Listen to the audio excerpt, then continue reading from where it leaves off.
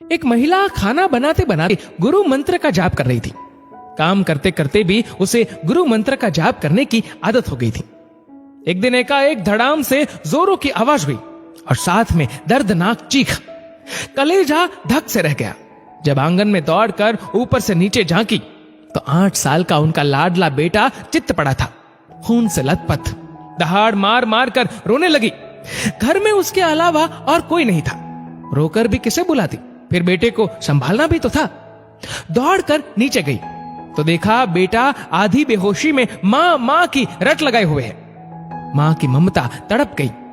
आंसुओं ने आंखों से निकलकर अपनी मौजूदगी का एहसास करवाया। फिर 10 दिन पहले ही करवाए अपेंडिक्स के ऑपरेशन के बावजूद न जाने कहां से इतनी शक्ति आ गई कि बेटे को गोद में उठाकर पड़ोस के नर्सिंग होम की ओर दौड़ी। रास्ते भर अपने सदगुरु को जी भर कर कोसती रही, बड़बड़ाती रही, ए गुरुदेव, क्या बिगाड़ा था मैंने तुम्हारा जो मेरे ही बच्चे को। खैर डॉक्टर मिल गए और समय पर इलाज होने पर बेटा बिल्कुल ठीक हो गया। चोटें गहरी नहीं थी, ऊपरी थी तो कोई खास परेशानी नहीं हुई। रात को घर पर जब सब टीवी देख रहे थे तब भी उस औरत का मन बेचैन था। सदगुरु से घृणा होने लगी थी। एक मां की ममता गुरु सत्ता को चुनौती दे रही थी। उसके दिमाग में दिन की सारी घटना चलचित्र की तरह चलने लगी। कैसे बेटा आंगन में गिरा और फिर एकाएक उसकी आत्मा सिहर उठी। कल ही तो पुराने हैंडपंप की पाइप का टुकड़ा आंगन से हटवाया है, ठीक उसी जगह था जहां बेटा गिरा था।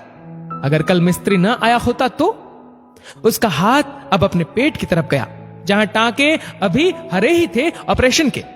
आश्चर्य हुआ कि उसने 20-22 किलो के बेटे को उठाया कैसे वो आधा किलोमीटर तक दौड़ती चली गई।